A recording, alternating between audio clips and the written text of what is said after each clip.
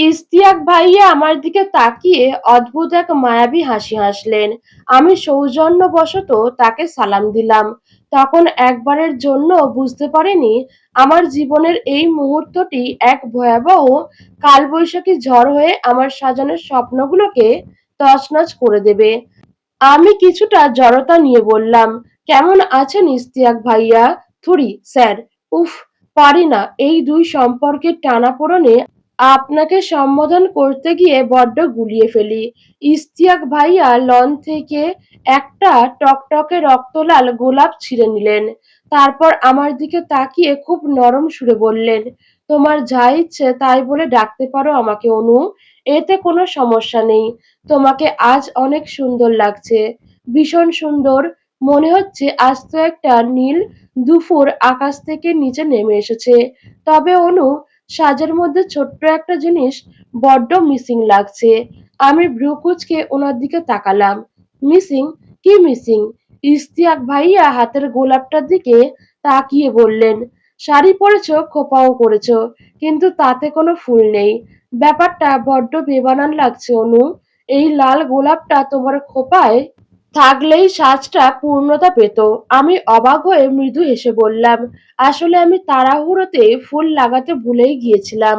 আপনার মেয়েদের সাজগোজের ব্যাপারে এমন দক্ষতা বেশ ভালো লাগলো। আমার নিঝুম আপুটা তো ভীষণ লাকি। ইশতিয়াক ভাইয়া বোধহয় শুনতে পাননি। তিনি ভ্রু কুঁচকে জিজ্ঞেস করলেন, কিছু বললে? না তো। দিন, ফুলটা আমাকে দিন, আমি লাগিয়ে নিচ্ছি। এখানে আয়না নেই, লাগাবে কিভাবে? তুমি চাইলে আমি লাগিয়ে দিচ্ছি, যদি তুমি অস্বস্তি বোধ না করো। আমি লাগিয়ে দিয়ে অনু, ফুলটা তোমার খোঁপায় গুজে দিই। ওনার শেষের কথাটা ভীষণ অদ্ভুত লেগেছিল। কেমন যেন এক ঘোর লাগা কণ্ঠ ছিল ওনার। উনি ওনার কথা শেষ করার আগেই খোঁপার ফুলটা ছোঁয়াতে এলেন। আমার উত্তরের অপেক্ষা করলেন না। আমি কিছুটা অপ্রস্তুত হয়ে দুপা পিছিয়ে গেলাম। বাধা দিয়ে বললাম, না ভাইয়া, আমি পারবো, আমাকে দিন প্লিজ। কিন্তু তিনি শুনলেন না। এক প্রকার অধিকার খাটিয়ে জোর করে ফুলটা গুজে দিতে শুরু করলেন।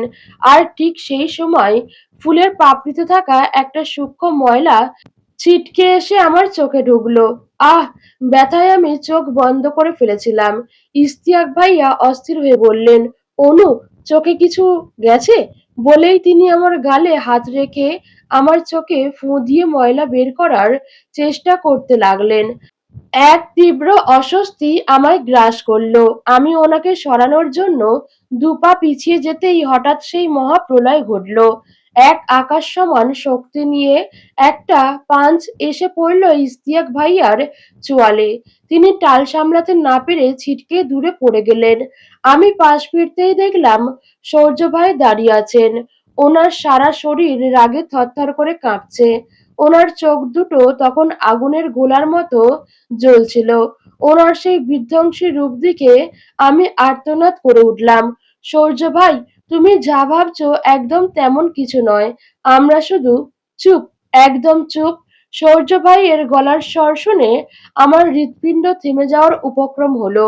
এখানে লোকচক্ষুর আড়ালে কি করছিস তোরা? বাড়ির লোক যখন ভেতরে ব্যস্ত, তোরা এখানে এতটা ঘনিষ্ঠ হয়ে কি করছিস? সূর্য ভাই আমার দিকে এগিয়ে আসতেই আমি ভয়ে পেছাতে পেছাতে একটা গাছের কাণ্ডের সাথে ঠেকে গেলাম। তিনি হাত তুলতেই আমি চোখ বন্ধ করে ফেললাম। ভাবলাম এই বুঝি কষিয়ে একটা চড় গালে পড়বে। কিন্তু চড় পড়ল না, ঘটল অন্য কিছু। তিনি উন্মাদের মতো আমার চুলের সেই গোলাপটা টেনে ছিঁড়তে শুরু করলেন। খোঁপায় ক্লিপ দিয়ে আটকানো ছিল বলে ফুলটা খুলতে গিয়ে আমার মাথার চুল ছিঁড়ে আসার উপক্রম হলো। আমি ব্যথায় কোকিয়ে উঠে বললাম, ব্যথা লাগছে তো সূর্য ভাই, ছাড়ো। তোর ব্যথার চেয়ে আমার অন্তরে বেশি জ্বলন হচ্ছে অনু। ওনার গলার স্বর ভাঙা কান্নার মতো শোনালো। খোঁপা কেন করেছিস তুই? হ্যাঁ, আর খোঁপা করলেই ফুল কেন দিতে হবে তাতে? কার জন্য এই সাজ? আমি অস্ফুট স্বরে শুধু বললাম, ইশতিয়াক ভাইয়া বলছিলেন, বলতে চেয়েছিলাম কিন্তু গলা দিয়ে স্বর বের হলো না। সূর্য ভাই নিজের উন্মাদনায় মত্ত। সেদিন যখন জিজ্ঞেস করেছিলাম ইশতিয়াকের সাথে তোর কি চলছে, আমায় মিথ্যে বলেছিলি। আর আজ এখানে দাঁড়িয়ে এসব করছিস? যদি সেদিন সত্যিটা বলে দিতিস, তবে আমি নিজেই দায়িত্ব নিয়ে তোদের বিয়ে দিয়ে দিতাম। এভাবে চোরের মতো বাড়ির আড়ালে এসব করার প্রয়োজন ছিল না। সূর্য ভাই ফুলটাকে ছুঁড়ে ফেলে দিয়ে আমার ২ বাহু শক্ত করে চেপে ধরলেন। ওনার কণ্ঠস্বরে এক অদ্ভুত হাহাকার সাথে অভিমান। তিনি আমায় সজোরে ঝাঁকাতে লাগলেন। "এই অনু, আমার দিকে তাকা। সত্যি করে বল, তুই কি ইশতিয়াক ভাইয়াকে ভালোবাসিস? বল, একবার মুখ ফুটে বল।" ওনার হাতের চাপে আমি ব্যথায় আরো জোরে কেঁদে ফেললাম। সূর্য ভাইয়ের চোখে তখন অবিশ্বাসের ছাপ। আমি জানি দূর থেকে ওভাবে আমাদের দেখে অন্য কিছু ভাবাটা খুব একটা অস্বাভাবিক ছিল না, কিন্তু আবেগী মন তো, আর যুক্তি মানে না। সে তো শুধু বিশ্বাসের কাঙাল। সূর্য ভাই কি আমাকে এক মুহূর্তের জন্য বিশ্বাস করতে পারলেন না? হ্যাঁ, আমি তাকে কখনো ভালোবাসি বলিনি। তাও কি তিনি আমার চোখে তার জন্য ব্যাকুলতা দেখেননি? তার চারপাশে আমার ছায়ার মতো ঘুরঘুর করাটা কি কোনোদিনও তার নজরে আসেনি? আমার অপরিপক্ব মন তখন অভিমানে টইটুম্বুর ছিল। অথচ এটা ভাবিনি, যে মানুষটা আমায় সবসময় সকল পুরুষের দৃষ্টি থেকে আড়ালে রাখতেন, তার কাছ থেকে আসা এই রিয়্যাক্টটা তো কেবল সেই হিংসে আর তীব্র অধিকারবোধের বহিঃপ্রকাশ। অপরিপক্ব মন সেদিন সত্যটা বুঝতে চায়নি। আমি কেবল ওনার এই রুদ্র রূপটাই দেখেছিলাম। সূর্য ভাইয়া উন্মাদের মতো প্রশ্ন করতে লাগলেন, "একবার বল না প্লিজ, যা দেখলাম সব মিথ্যা। এই অনু, একবার বল।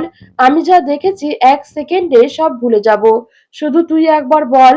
ইশতিয়াক ভাইয়া পেছন থেকে চড়া গলায় বলে উঠলেন, "সৌর্য, কি করছিস তুই? মেয়েটা ব্যথা পাচ্ছে। তুই যেমনটা ভাবছিস তেমন কিছুই না।" সূর্য ভাই তার দিকে না তাকিয়েই বললেন, "ও ব্যথা পেলে আমি বুঝে নেব। তোকে বুঝতে হবে না। তুই শিক্ষক হয়ে নিজের ছাত্রীর সাথে নির্জনে কি করছিস?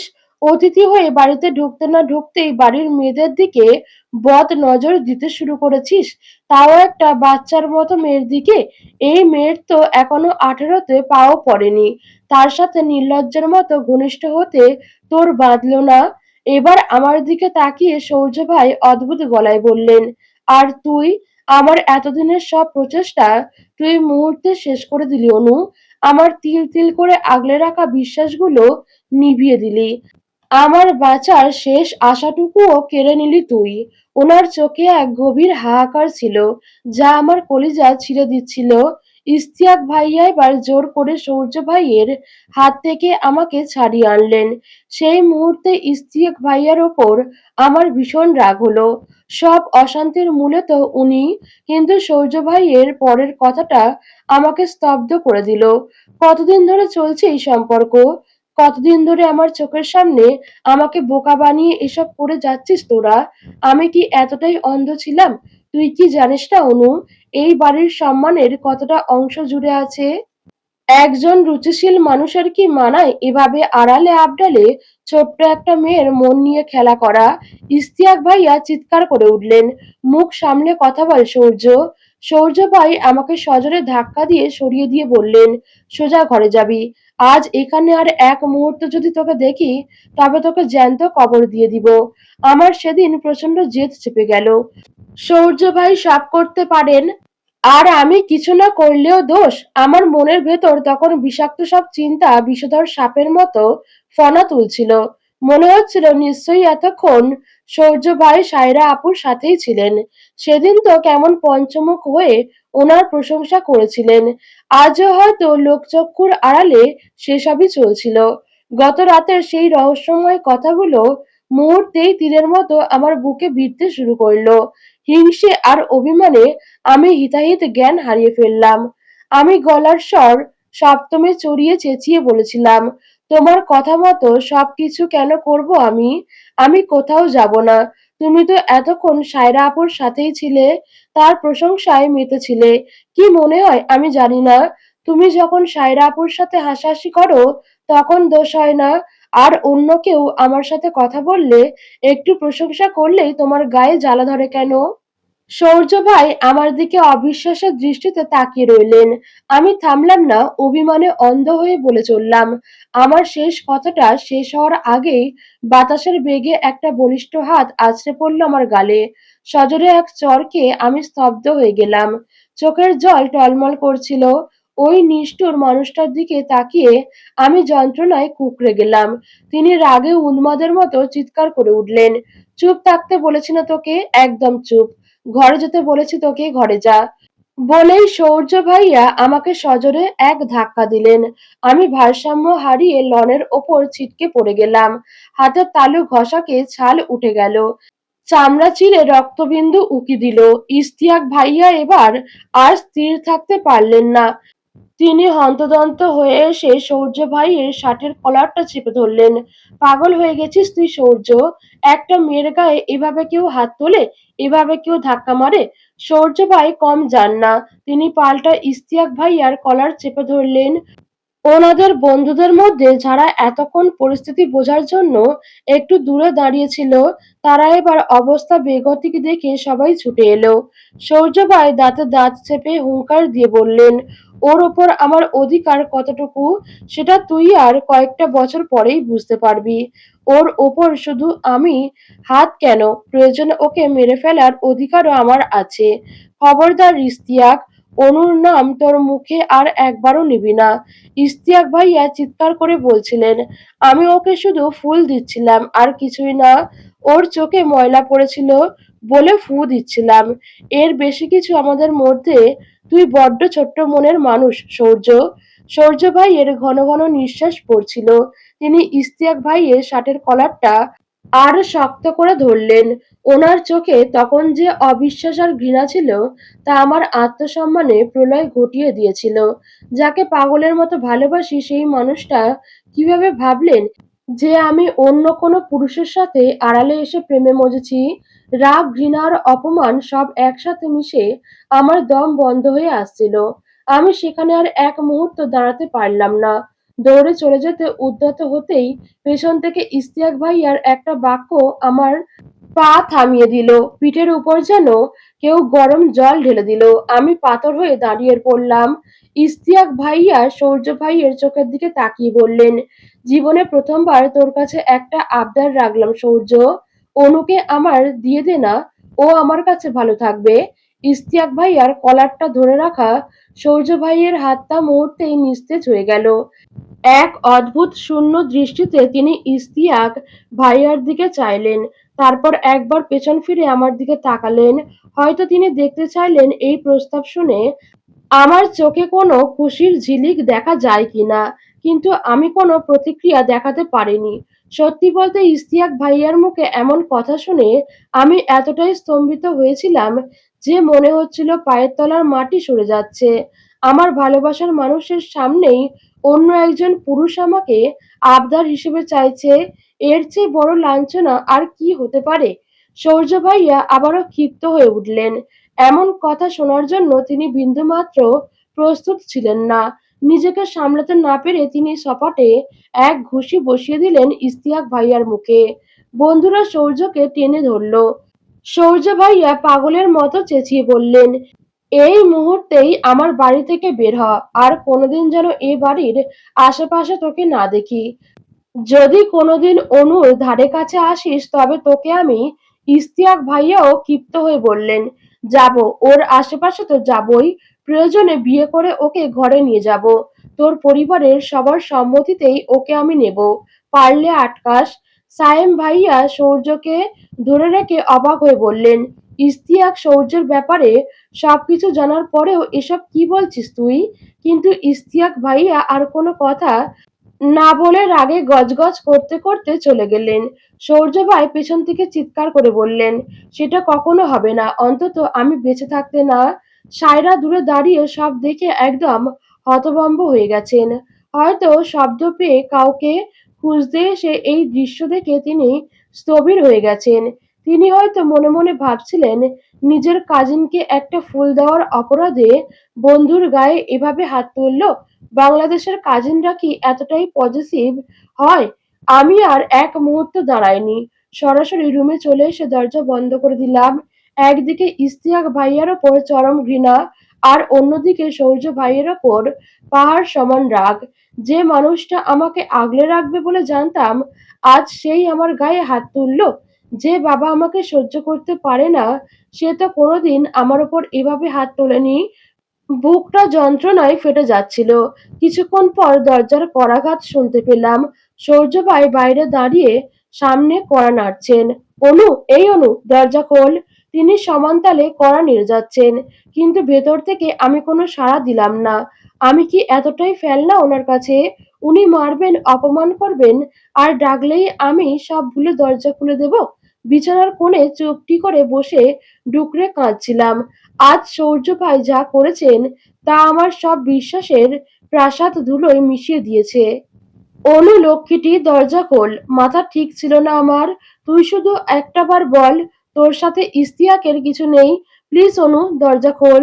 প্রতিবার সূর্য ভাই ডাকলে আমি নির্লজ্জের মতো ছুটে যাই, কিন্তু সেদিন আমার অভিমান সেই অন্ধ ভালোবাসাকে হারিয়ে দিয়েছিল। আমি দরজা খুললাম না। অনু, এই অনু, দরজা খোল। দরজার ওপাশে দাঁড়িয়ে সমান তালে কড়া নেড়ে যাচ্ছিলেন সূর্য ভাই। ওনার কণ্ঠস্বরে এক অদ্ভুত অস্থিরতা, কিন্তু আমার ভেতরটা তখন পাথরের মতো জমে গেছে। কোনো সাড়া দিলাম না। বিছানার এক কোণে হাঁটুতে মুখ গুজে ডুকরে কাঁদছিলাম আমি। আজ সূর্য ভাই আমার সাথে যা করেছেন, তা আমার কল্পনাতেও ছিল না কোনোদিন। যে মানুষটা আমাকে আগলে রাখবে বলে জানতাম, আজ সেই আমার গায়ে হাত তুলল। এমনকি বাবা, যে আমায় সহ্য করতে পারেন না, তিনিও কোনোদিন আমার ওপর এভাবে হাত তোলেননি।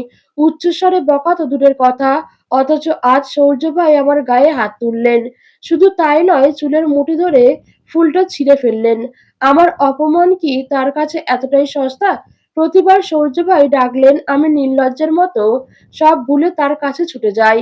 কিন্তু সেদিন আমার অভিমান আমার সেই অন্ধ ভালোবাসাকে ছাপিয়ে গিয়েছিল। সেদিন আমি দরজা খুলিনি। ওপাশ থেকে সূর্য ভাইয়ের গলার স্বর কিছুটা নরম হলো। অনু লক্ষ্মীটি, দরজা খোল। মাথা ঠিক ছিল না আমার। তুই শুধু একটা বার বল, তোর সাথে ইশতিয়াকের কিচ্ছু নেই। প্লিজ দরজা খোল অনু। কিন্তু এক মুহূর্ত যেতে না যেতেই তার ভেতরের সেই দাহ্য রূপটা আবার জেগে উঠল। তিনি গর্জে উঠলেন, তুই দরজা খুলবি না, নাকি আমি ভেঙে ভেতরে আসবো? হইচই শুনে বাড়ির সবাই ছুটে এলেন। বড়মা ব্যাকুল হয়ে জিজ্ঞেস করলেন, কি হয়েছে সূর্য? কেন চিল্লাচিল্লি করছিস? সূর্য ভাই রুক্ষ স্বরে বললেন, কি হবে আম্মু, ওকে দরজা খুলতে বলো, না হলে আজ খুব খারাপ হবে। ছোট কাকিমণি দরজায় টোকা দিয়ে বললেন, হঠাৎ দরজা কেন বন্ধ করেছে ও? অনু তো এমন মেয়ে নয়। এই অনু, দরজা খোলতো মা। বড় চাচু সূর্য ভাইয়ের দিকে তীক্ষ্ণ দৃষ্টিতে তাকিয়ে বললেন, তুই ওকে কি বলেছিস যে ও আজ দরজা আটকে বসে আছে? যে মেয়ে তোর ডাক শোনার সাথে সাথে সবকিছু ছেড়ে ছুটে আসে, সে আজ তোর মুখের ওপর দরজা বন্ধ করলো কেন? সূর্য ভাই রাগে ফেটে পড়লেন, সবসময় কেন তোমরা আমারই দোষ খোঁজো? তোমাদের বাড়ির গুণধর মেয়ে কি করেছে সেটা দেখেছো? ইশতিয়াকর কলেজের লেকচারার হয়ে কোন রাইটে ও ওকে ওভাবে স্পর্শ করে? তখন তো দিব্যি হেসে কথা বলছিল। এখন মহারানী দরজা আটকে বসে আছেন। খুলবি না তো খুলিস না, থাক ওভাবে, আমিও আর আসবো না। সূর্য ভাই রাগে গজগজ করতে করতে করিডোর দিয়ে যাওয়ার পথে যা পেলেন লাথি দিয়ে সবকিছু ভেঙে তছনছ করে দিলেন। সেই বিকট শব্দে রুমের ভেতরে বসেও আমি শিউরে উঠলাম। সবাই আমাকে ডাকাডাকি করলো, কিন্তু আমি শুধু ভিতর থেকে ধরা গলায় বললাম, কিছুক্ষণ আমাকে একা থাকতে দাও প্লিজ। বড়মা, কাকিয়া আর চাচুরা দীর্ঘশ্বাস ফেলে চলে গেলেন। রুকাইয়া আপুর বিদায় অনুষ্ঠান শুরু হলো। আপু কয়েকবার এসে ডাকলেন। আমি দরজা না খুলেই বলে দিয়েছিলাম যে পরে দেখা করব। ভেতর থেকে দরজাটা যেন আজ আমার হৃদয়ের দরজার মতোই শক্ত করে খিল এঁটে দিয়েছি। রাত বাড়তে লাগলো, খিদেয় পেট চুই চুই করছে। কয়েকবার বড়মা আর কাকিমণি খাবার নিয়ে আসলেও জেদের বশে বলেছি পেট ভরা খাবো না। কিন্তু মানুষের মন বড় বিচিত্র। রাগ, জেদ আর ঘৃণার কাছে হয়তো হার মানে না, কিন্তু খিদের কাছে শরীর বড্ড অসহায় হয়ে পড়ে। তবু জেদ বজায় রাখতে, আরো সেই অস্থিরতা কাটাতেই ভাবলাম ছাদে যাব। আকাশের চাঁদটার সাথে না বলা কথাগুলো ভাগ করে নেব। পা টিপে টিপে ছাদে আসলাম ঠিকই, কিন্তু পা আর সামনে এগোলো না। ছাদের চিলেকোঠার পাশে বসা দুজনকে দেখে আমি পাথর হয়ে দাঁড়িয়ে পড়লাম। সূর্য ভাই আর সায়রা আপু। সায়রা আপু একমনে সূর্য ভাইয়ের দিকে তাকিয়ে আছেন। সূর্য ভাই আকাশের দিকে তাকিয়ে উদাস হয়ে আছেন। আর তার পাশেই নিঝুম আপু বসে সূর্য ভাইয়ের হাতে ব্যান্ডেজ করে দিচ্ছে।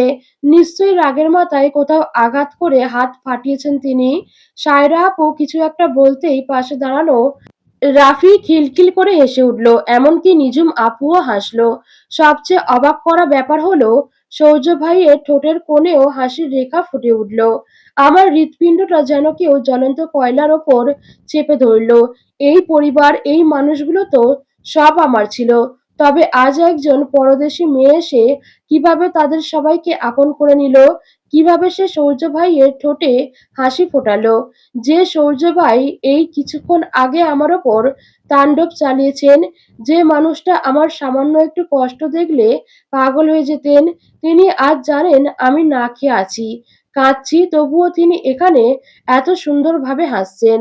এটা কি আমার সেই চিরচেনা গম্ভীর সূর্য ভাই? না তো, তিনি তো এভাবে সবার সাথে হাসেন না, তিনি তো সহজে ছাদে আসেন না, যতটুকু আসতেন তা কেবল আমার জোড়াজুড়িতে। তবে আজ কার জন্য এসেছেন? সায়রা আপুর জন্য? আমি খেয়ালই করিনি নিঝুম আপু কখন ব্যান্ডেজ করা শেষ করে সিঁড়ির দিকে এগিয়ে এসেছেন। আমি ঘোরের মধ্যে এক পা পিছিয়ে যেতেই নিঝুম আপু আমার হাত শক্ত করে ধরে ফেললেন। তিনি বেশ উত্তেজিত হয়ে বললেন, বোকা মেয়ে, কি করছিস তুই? ওভাবে বেখেয়ালে কেউ হাঁটে? যা হোক, অবশেষে দরজা খুললি তাহলে। আমি তো ভেবেছিলাম আজ আর বেরই হবি না। তুই তো একা ছাদে আসতে ভয় পাস। তবে আজ কিভাবে আসলি? নিঝুম আপু একনাগাড়ে কথা বলে যাচ্ছিল। জোছনার আলোয় নিঝুম আমার মুখের দিকে তাকাতেই থেমে গেল। দেখলো আমি নির্বাক হয়ে দাঁড়িয়ে আছি আর আমার চোখ দিয়ে অনবরত নোনা জল গড়িয়ে পড়ছে। আমার সেই বিধ্বস্ত এবং এলোমেলো চেহারা দেখে নিঝুম আপু বিস্ময়ে স্তব্ধ হয়ে গেল। ওদিকে সূর্য ভাইও আমাদের গলার আওয়াজ পেয়ে আর চোখে আমার দিকে একবার তাকালেন।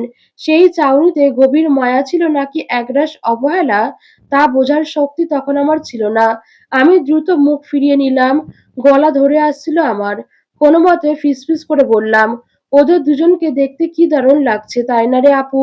সূর্য ভাই সায়রা আপুর সাথে কি সুন্দর করে হাসলো। কই, আমার সাথে তো কখনো এমন করে হাসে না। আমাকে কেন কেউ ভালোবাসে না রে? আমি কি সত্যিই অলক্ষী? মা আমার জন্ম দিতে গিয়ে মারা গেছেন, তাই বলে বাবা আমায় ঘৃণা করে। আমি কি তবে ভালোবাসার যোগ্য নই আপু? নিঝুম আপু সাথে সাথে আমাকে জড়িয়ে ধরলো, গভীর মমতায় আগলে নিয়ে বলল, চুপ কর পাগল, কে বলেছে তোকে কেউ ভালোবাসে না? তুই তো আল্লাহর দেওয়া রহমত। এসব বাজে কথা আর বলবি না। তাছাড়া তুই যেমনটা ভাবছিস তেমনটা না। সূর্য ভাই যে তোর জন্য কতক্ষণ অস্থির হয়ে তোর দরজায় দাঁড়িয়েছিল, তা যদি জানতি তাহলে এসব বলতি না। যদি কেউ ভালো না বাসে, আমি তো তোকে অনেক ভালোবাসি। চল নিচে চল। বড় মা তোর চিন্তায় অস্থির। ওনার কোমরের ব্যথাটা আবার উঠেছে। আমায় বলে গেছে তুই বের হলেই যেন ওনাকে ডাকি। আমি মাথা নাড়লাম। ডাকতে হবে না আপু। বড়মার কোমর ব্যথা, আমার জন্য তিনি আরো কষ্ট পাক তা আমি চাই না। নিঝুম আপু বিরক্তি নিয়ে বলল, এতটা যদি বুঝদার হবি তবে তুচ্ছ কারণে দরজা বন্ধ করে বাড়ির সবাইকে কেন ভোগালি? আজ কেউ তোর জন্য ঠিক মতো খায়নি। একটু ম্যাচুরিটি আন এবার নিজের মধ্যে। চল নিচে চল। নিঝুম আপু আমাকে জোর করে নিচে নিয়ে গেল। ডাইনিং টেবিলে বসিয়ে নিজের হাতে খাইয়ে দিচ্ছিল। খাবারের প্রতি গ্রাস যেন গলায় বিষের মতো আটকে যাচ্ছিল। আপু খেতে খেতেই বলল, দাদু তোর সাথে কথা বলতে চান। তুই খাওয়ার পর একবার দাদুর ঘরে যাস। তোকে নিয়ে চিন্তায় বুড়ো মানুষটা এখনো ঘুমায়নি। নিঝুম আপু হঠাৎ আমতা আমতা করে বলল, অনু, প্লিজ খারাপ ভাবিস না, একটা কথা জিজ্ঞেস করি, তোর আর ইস্তিয়াক ভাইয়ার মধ্যে কি সত্যি? আমি আপুর দিকে তাকালাম। আমি জানতাম প্রশ্নটা ইস্তিয়াক ভাইয়াকে নিয়েই হবে, কিন্তু তখন আমার মনে কেবল একটাই ভাবনা রাজত্ব করছিল, যা আমার তা কেবল আমারই হতে হবে। ভালোবাসা যদি দহন হয় তবে আমি সেই আগুনেই পুড়তে রাজি।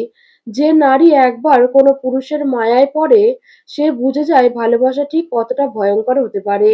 আমার শুধু মনে হচ্ছিল সূর্য ভাই শুধু আমার, ওনাকে অন্য কারোর হতে দেব না, কারণ এই সত্যটা আমার হাড়ে মজ্জায় মিশে গেছে। প্রেম তো অস্তিত্বের দহন, যেখানে স্বার্থের মৃত্যুতেই ঘটে অনুরাগের নবজন্ম। নশ্বর দেহের মায়া ছাপিয়ে এর হৃদয়ে মিশে যেতে চায় প্রিয়র অস্তিত্বের গভীরে। যে ত্যাগের মাঝেও ভালোবাসার সার্থকতা খুঁজে পায়, বিরাগ বা অবহেলা তার কাছে কেবলই তুচ্ছ ধূলিকণা।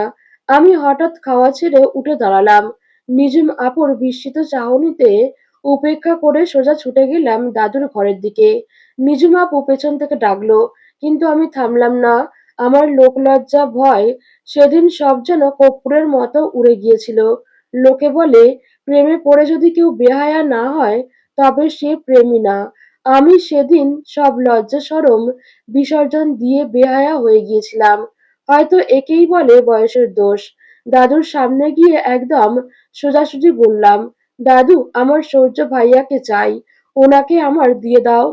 দাদু আকাশ থেকে পড়লেন, চশমাটা নাকের ডগায় নামিয়ে বললেন, কি বলছো এসব দাদু ভাই? সৌর্যকে দিয়ে দেব মানে? আমি জেদ ধরে বললাম, আমি সৌর্য ভাইয়াকে ভালোবাসি দাদু, ভীষণ ভালোবাসি। দাদুর মুখে যে বিস্ময় আর বিভ্রান্তি ফুটে উঠেছিল তা দেখে আমি দমে গেলাম না। দাদু গলার স্বর উঁচিয়ে বললেন, অনু, সৌর্য তোমার বড় চাচার ছেলে, তোমার আপন চাচাতো ভাই। তাকে নিয়ে এসব কি নির্লজ্জ কথা বলছো?